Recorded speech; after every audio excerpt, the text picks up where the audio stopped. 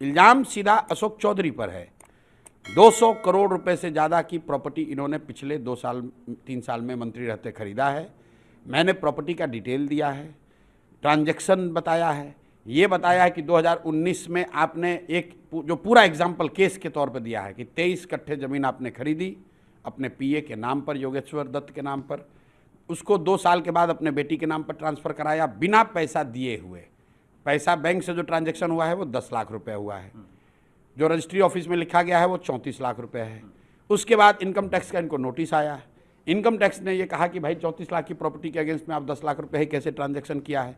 तो उसके 4 बरस के बाद 2025 में इन्होंने 25 लाख रुपया अपने बैंक से फिर ट्रांसफ़र कराया है योगेश्वर दत्त के नाम पर। वो सारा बैंकिंग डिटेल मैंने जारी किया है। अब ये जवाब दे दें कि भाई ये ज़मीन खरीदा था कि नहीं योगेश्वर दत्त के नाम पर, और योगेश्वर दत्त के नाम से फिर इन्होंने ज़मीन ट्रांसफ़र करा था कि नहीं, और अगर किया था तो 34 लाख की ज़मीन 10 लाख में आपको कैसे दे दिया, और अगर 10 लाख में दे भी दिया था तो 4 बरस के बाद फिर उसको 25 लाख रुपए क्यों दे रहे हो। ये एक केस मैंने दिया है।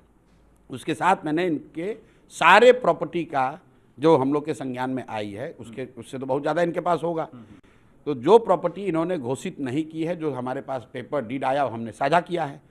अशोक चौधरी जी को प्रेस करके बता देना चाहिए कि भाई ये हमने इस तरह से खरीदा। प्रॉपर्टी खरीदने में कोई दिक्कत नहीं है, प्रॉपर्टी तो आप 500 करोड़ का खरीद सकते हैं, लेकिन बता तो दो भाई कि कब और कैसे खरीद।